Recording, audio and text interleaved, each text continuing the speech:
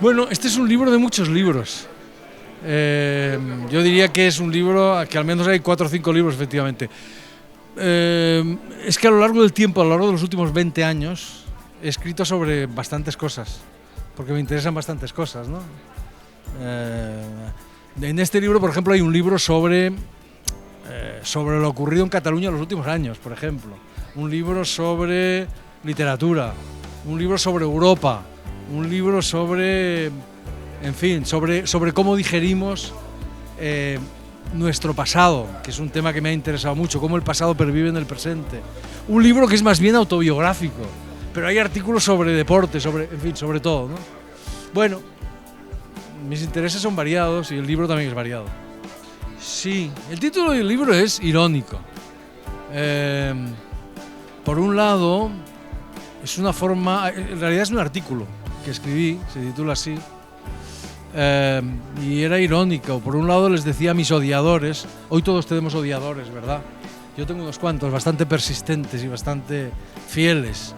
Les digo que lo dejen, que lo dejen porque es inútil, porque no me voy a callar, porque soy un charlatán.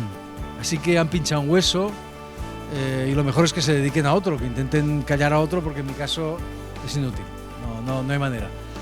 Eso por un lado. Y por el otro, no me callo porque no soy capaz de callarme, y también no me callo porque no me da la gana de callarme. Porque y me refiero sobre todo a mis odiadores políticos. Los tengo de todos tipos, ¿eh? O sea, tengo muy variados, tengo para repartir, puedo regalarlos a quien los quiera. Pero tengo muchos políticos, y a los políticos les digo que no me voy a callar por un motivo muy sencillo. Porque no me da la gana. Porque política viene de polis, que en griego significa ciudad, y la ciudad es de todos. Y por lo tanto la política es de todos. La política es demasiado seria para dejarla en manos de los políticos. Y ya que estamos etimológicos, añadiré que democracia en griego significaba poder del pueblo. Y el pueblo somos todos.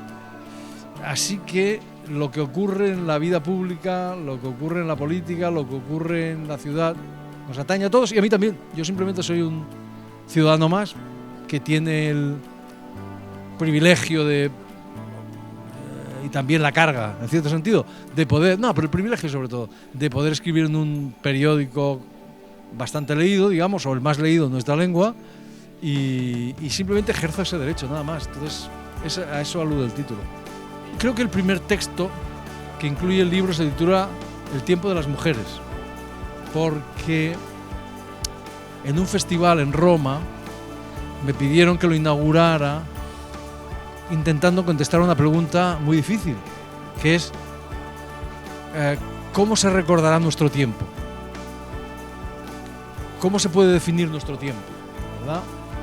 Entonces, después de darle muchas vueltas al asunto y después de descartar algunos temas en el propio texto, porque expresaba mis dudas en el propio texto, al final decidí que nuestro tiempo es el tiempo de las mujeres. Eso es lo que define nuestro tiempo. La gran revolución de nuestro tiempo es la revolución de las mujeres, es decir, la revolución de la igualdad entre los hombres y las mujeres. Y esto no es una opinión, es un hecho. O sea, desde que el mundo es mundo, la mitad de la humanidad ha tenido la otra mitad apartada, postergada, humillada, si queréis. Podéis usar la palabra que queráis porque tal vez ninguna es suficiente.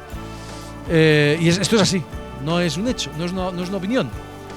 Aristóteles, que era un pilar de la civilización occidental, escribió en la política escribió literalmente las mujeres son inferiores a los hombres. Y eso lo escribió no porque él fuera machista, palabra que ni siquiera existía en su época, sino porque el mundo lo veía así. Porque todo el mundo pensaba eso, porque eso era lo más natural. Y eso ha sido así hasta hace 4 días. O sea, cuando yo era estudiante, yo ya soy muy viejo, cuando yo estaba en la escuela, este asunto no existía. La cuestión de la igualdad entre los hombres y las mujeres no existía, como tampoco existía, por ejemplo, la cuestión de la ecología, que es otro de los temas fundamentales de nuestro tiempo. Entonces, en los últimos años, en los últimos decenios, ni siquiera en el último siglo, hace 4 días, nos hemos dado cuenta de que eso no puede ser, de que no se puede vivir así, de que las mujeres tienen que tener exactamente... Las mujeres son diferentes de los hombres, porque tienen una biología diferente, pero pero son exactamente igual, tienen que tener exactamente los mismos derechos y entonces esa es la gran revolución de nuestro tiempo, que es una revolución que por supuesto las mujeres solas no podéis hacer, porque es una revolución, es un asunto de todos, que nos atañe a todos, ¿no? Pero es un cambio descomunal, o sea, descomunal. Toda la historia ha funcionado así y ahora tenemos que cambiarla. Es un cambio, o sea, es una revolución comparable a la abolición de la esclavitud. Totalmente seguro de que la literatura es muy útil, siempre y cuando no se lo proponga. Si se propone ser útil, se convierte en propaganda o pedagogía y deja de ser útil y deja de ser literatura. Lo que más me ha costado escribir es lo que estoy intentando escribir ahora. Eso es lo más difícil del mundo. Por el tema, que es muy complicado, y porque estoy metido en ello. Escribir una frase consiste en resolver un problema que la siguiente frase te vuelve a plantear. Así que el problema es permanente.